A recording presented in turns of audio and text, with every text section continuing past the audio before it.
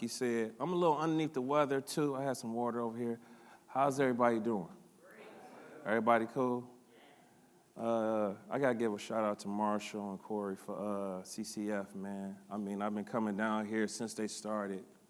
I'm lying. I only came down here like 3 times. But, you know, this is the closest to Harlem renaissance of creatives that I felt like what I was seeing from Cleveland. Cleveland is kind of, I don't want to bash Cleveland, my hometown, but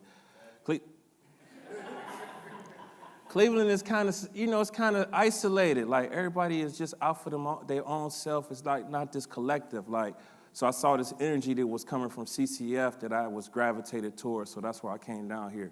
So we're trying to restore this same feeling in Cleveland. So it's getting there because me and my team is getting it. You see my creative crew right here? Flicking away, 13, 14. All right, I'm going to get into my talk. All right, so this little girl y'all see, her name is, it take me a minute to warm up. Her name is Germany. Germany is from my tribe. I'm from East Cleveland. She's from East Cleveland. So she's one of my young designers. Like you said, I travel around and teach, you know, kids. If they're old enough to click a mouse, they're old enough to learn design. Unfortunately, me and Germany had to part ways because her mother had got killed in cold blood one Sunday afternoon. Her and her friend they murdered her mother and father. So she had to move in with her grandparents or something in Houston or something like that. And it's just like a tragedy that happened. And this is kind of going on in our community. We kind of know that. So, you know, we kind of all know the issues what's going on with our community. Black boys got low testing scores. They got disciplinary. I always get that. I don't know why I put that word in my presentation. I always stumble on that. The thing is that the discipline is disproportionate. So instead of pulling kids in, they pushing them away. The thing is that they got the good teachers at the end, and they got the bad teachers in the beginning. So does that make sense? I know. So my fault. All right, so this is me. I mean, you know, it kind of ties to me because I was a young black boy, and when I was growing up, life was peachy. Y'all gonna think this was Photoshop, but it's not. I had a lot of, you know, we had a peach tree in the backyard. Life was lovely in the beginning until I got in the 2nd grade, and I met Miss Newman, and it was kind of downhill from that part. And then my connection with school kind of filtered from my connection with Miss Newman. She used to take me in the hallway and shake me. I never said nothing to my mom because I thought this was what was going on. Y'all got to keep in mind that this was the 70s, and this was kind of what's going on at the time. I was like, this was like 76. So this is like me being institutionalized at some point into the system. So I failed the 2nd grade. So this was kind of, I was isolated, I was humiliated. All of this stuff was going on. Like, you know, I come back to the 2nd grade. I got to repeat a year, you know, and we had these footsteps that took us into the classroom and all of this stuff. So I got to go back in there with Miss Newman and all of this stuff. And, you know, I'm going in there with the other little kids, and she had pictures up from the previous class. And guess who up there? Yes, I'm up there. So the kids like, oh, you flunked. So this was the type of stuff that was going on. So, you know, I was kind of disconnected from the school system, but I was still connected to the artwork. So I still had passion in drawing.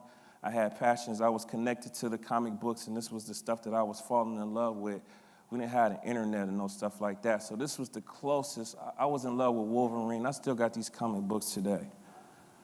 So this kind of leads to the passion and what I have going on with these kids. I got some kids up here now that I brought with me, and this is why I do what I do, because I know that I didn't have that type of connection with no mentor. So that's why it comes up to social change. So the whole thing behind the social change is just a movement to help the community, help these kids, help try to bridge the gap and helping them along the way. So in high school, this was the issue. In high school, it wasn't no college resources. I grew up in the 80s, so this was around the time of the crack era, and it was a lot of,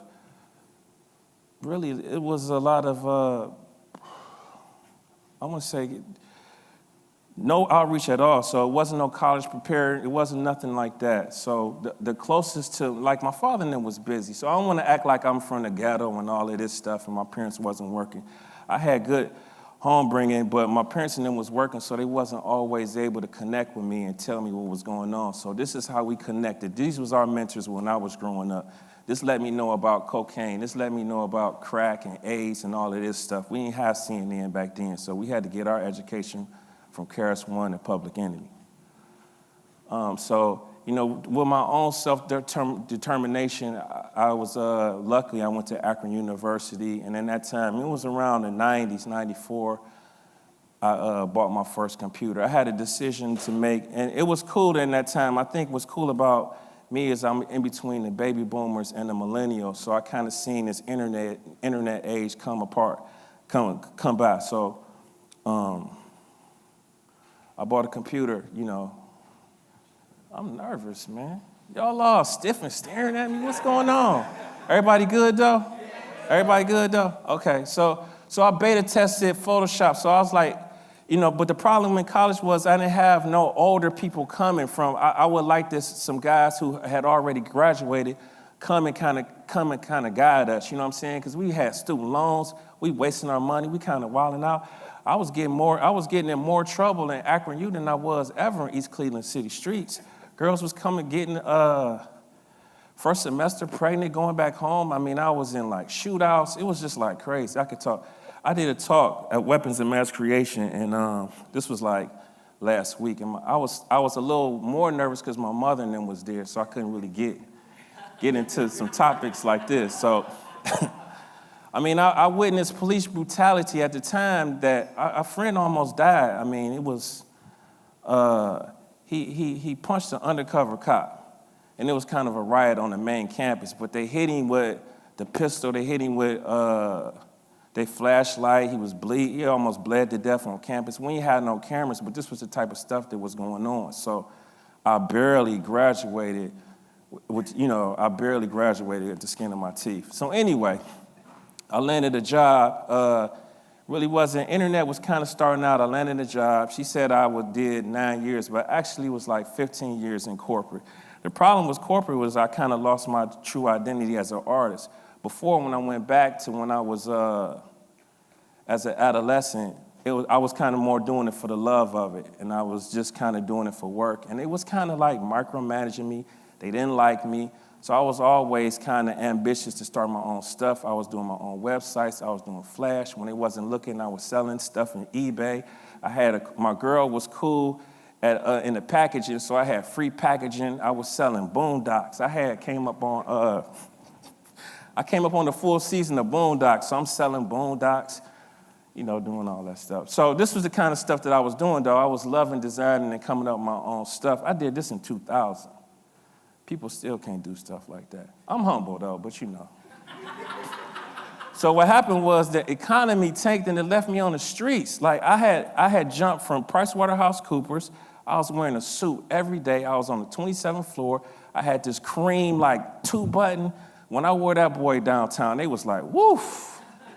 I felt like I had made it. I was making like $30,000. I thought I was the man. I was still at the house. I couldn't get out. Anyway, I had jumped around because the market was I had jumped around after like 10 years. I couldn't find work, but I was trying to be like a web designer. So what happened was the economy started getting bad around 2006, 2007, so I was jumping around, but what was cool about it is I was making a higher pay raise every time because I was lying and saying, this what y'all could take note of, young kids, is that if you come in and they say, well, we're going to offer you $30,000, but you look on Indeed and say, I'm supposed to be making 40. You just go and say the next job, you say, I was making 45 at the other company, and then they offer you 50. So that's what I was doing. I was fluctuating my salary, what I thought I should be making. They didn't promote me as a senior designer, but on my resume, you best believe it says senior graphic designer Jamal Collins. So anyway, I landed out in the streets. So after I was unemployed for 5 years, so I didn't really have,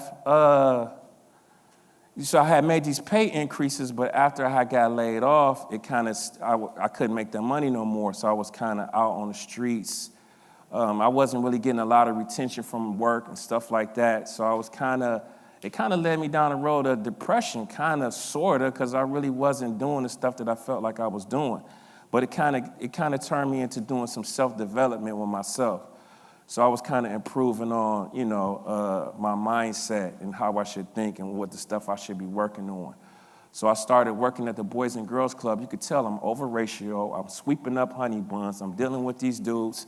I'm completely out of my comfort zone. I'm not no teacher. I'm a graphic designer. Like, I really had this mindset, like, I just want to be in a cubicle, left alone. This is the type of mindset that I had, but I landed up in dealing with these dudes. I'm teaching painting, ceramics, and I was drawing with these dudes. The problem was that I wasn't really engaging with them all like that because I'm yelling at them all day. They low on staff. They got me in the gym half the time. They was calling me Coach Collins. I was supposed to be the art teacher. Second day I was working, these dudes stole my car. One of the guys stole my car. You got to keep in mind, too, like, I had a daughter with special needs. The second day I bring her home, I drive up there. I had a little white neon. I had the window cracked. I didn't know if you had a roll-up window. If you push down on the window, you could push the window down. So these dudes stole my car. I couldn't find it. Man, I'm sick. I couldn't find my car. And I tell people this story, and they kind of say, I told one person the story, they was like, I would have quit. But you got to keep in mind, this is before the graphic design program. This is before all the stuff that I've been doing. I wouldn't even be up here talking to y'all if I would have quit. You know what I'm saying? So what I started doing was I started kind of getting back into the art. You know what I'm saying? I got my man, Mr. Soul, back there drawing and stewing and all that stuff. I love that energy you got. You see what I'm saying? This is what he's doing right there is what I was doing in front of them. You know what I'm saying? And they started picking up on that. And, you see how I'm dressed. The rest of the staff, they gave me like brown shirts and light blue shirts with the Boys and Girls Club logo. I'm like, are you serious? I dress better than the corporate staff in there. You know what I'm saying? I'm coming in there like the CEO. You see the pink puff with the velvet? Come on, man. I got to let these dudes, I got to play the part all the way. You know what I'm saying? So y'all got to play the part all the way. Even you got to believe in yourself. You got to believe in what you're doing. It's going to carry over. You know what I'm saying? My man nodding at me. So I started the graphic design program. What it was I saw some consultants coming in doing specialized work, and I saw some Macs, and I kind of, I told my art director, like, why don't you let me do some specialized work? You know what I'm saying? Let me get over there and do the iMacs. So we tested it out at a couple of sites, and I started doing it. I'm traveling around teaching the kids. And the thing was that the other staff was kind of feeling some type of way, like, we want to do consultants. We want to be consultants. So the corporate came up with a clause, like, you can't be a consultant unless you're here for 2 years and all of this stuff. So right here I'm doing, this is kind of like art exposure. So I'm bringing in a laptop. Oh, my fault. I'm going too fast. I'm bringing in a laptop, and I'm kind of showing them some stuff the possibilities and stuff that they could do. See, I don't really have no rules. I don't have no Board of Education, so I could come in. I got a hoodie on. I don't care. I just be myself. Like, I was teaching in some sunglasses, and somebody was like, I can't believe he's in there teaching with sunglasses. As long as the guys is getting it, they know I'm cool. As long as they getting the message, it really shouldn't matter how I'm coming in. Especially if I'm not saying like come in with a tattoo on your neck, but if you come in looking cool with some Ray-Bans on, I mean, come on, man. It's a difference, you know what I'm saying? I'm not saying just come in any kind of way.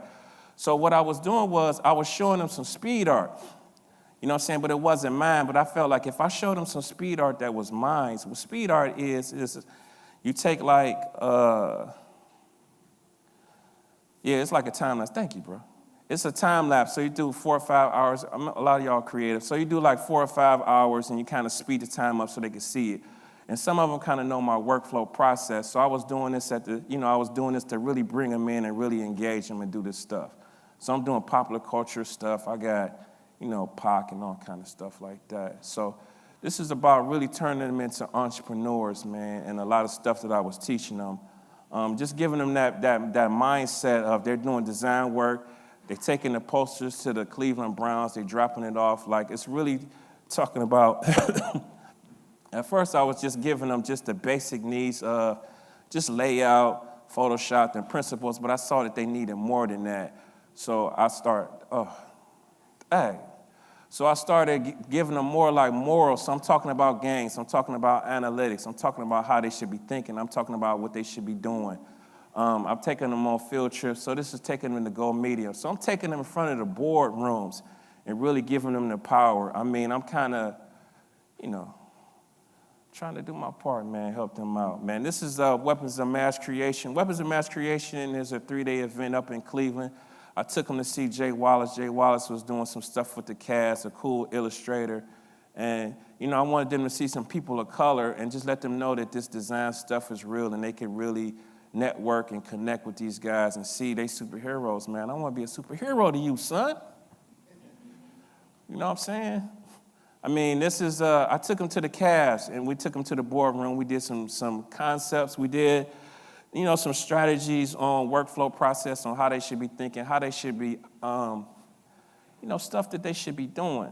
So this right here is a cool field trip. My man DeAngelis, look at him on that table, bruh. I love that pose, man. They got that power, man. I mean, I talk about it, man. We used to be kings and queens, man. Y'all got to know that y'all got the power to do this stuff, man. That's why I want them to see me up here. Like, I want them to be able to know that they could do everything. You know what I'm saying? Anything, sky's the limit. You know what I'm saying? You look bored, Stephon. What's the matter?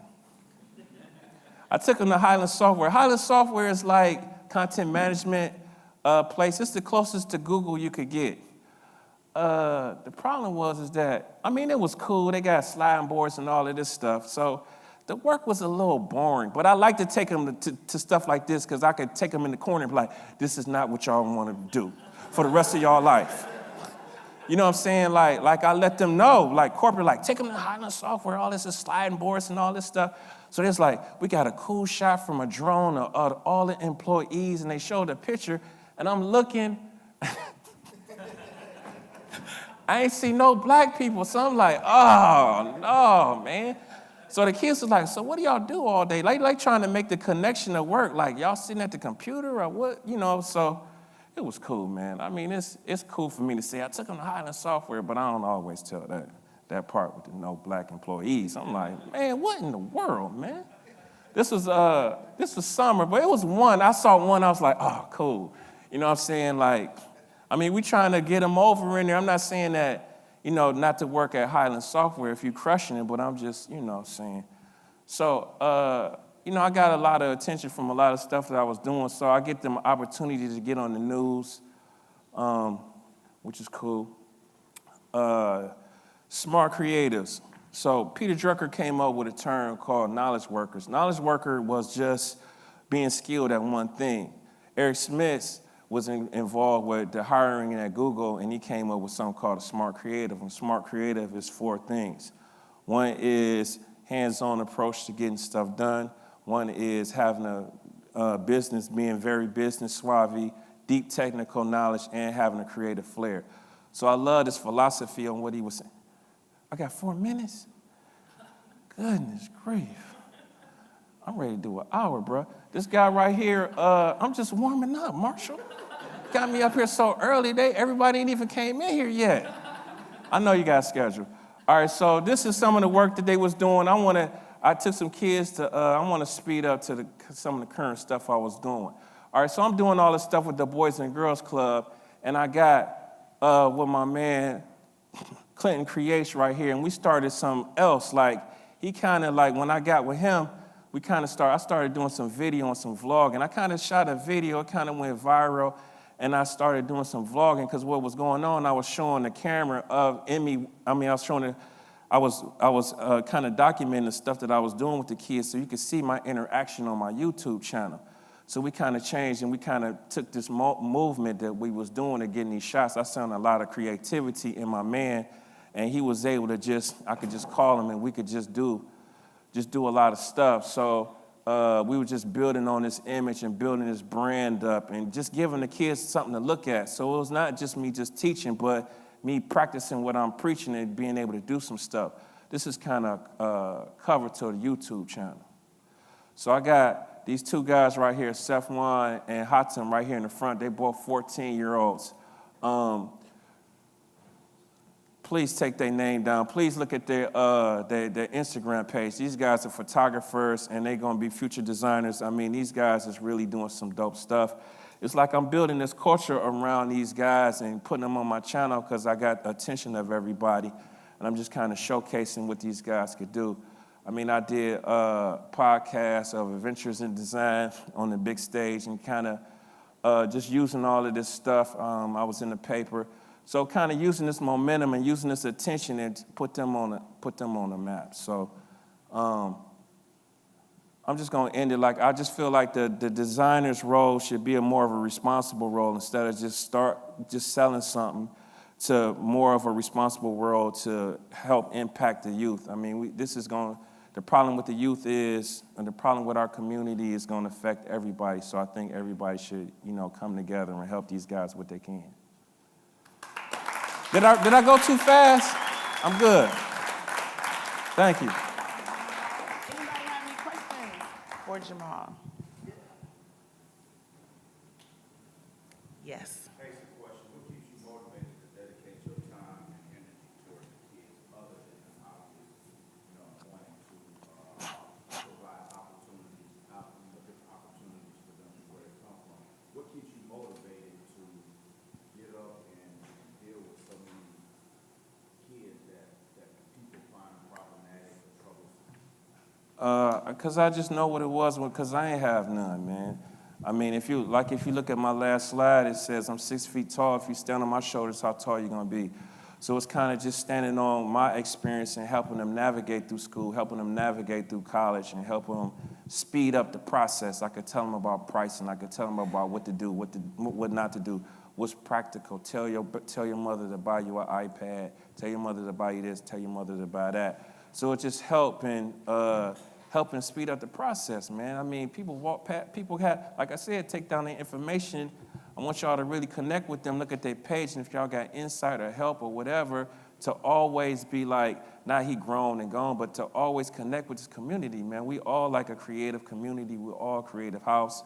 So we need to come together, man, and show people our talents, man. I meet grown folks all the time, like cool stories, dudes, ice sculptures, dudes. I mean, we super talented, but don't nobody know your story if you don't put it out there. So that's why I document everything that I do. That answer your question? Thank you, bro. That's Got time for one more? Oh, that's it. Hey. Yes, Not you. I know you. Can I get somebody else? We go right back here. What's my YouTube channel? Jay Working, right there. Yeah, thank you. Take that down, Jay Working. That's it, Melissa. That's it. Everybody give Jamal a round of applause.